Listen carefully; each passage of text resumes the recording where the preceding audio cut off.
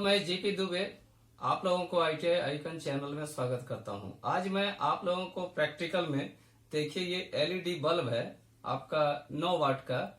इसको हम जो खराब हो जाता है उसको रिपेयर करने के लिए सिखा रहे हैं।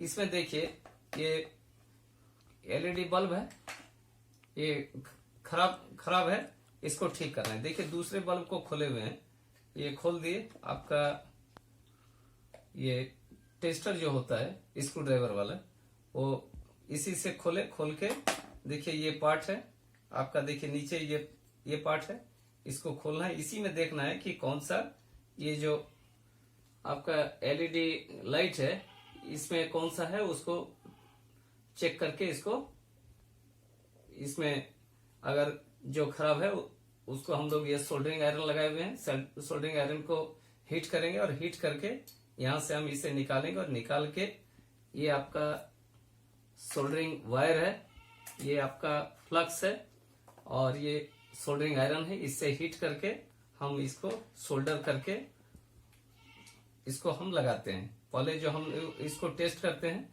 कि इसमें क्या खराबी है, कौन सा एलईडी खराब है, उसको चेक करके फिर उसको फाइंड आउट करते हैं और उसको ये सर्किट कनेक्शन देख के उसको अलग करके फिर इसमें फिट करते हैं। इसको जो रिपेयरिंग करने का तरीका ये वीडियो में चलिए आपको दिखाते हैं।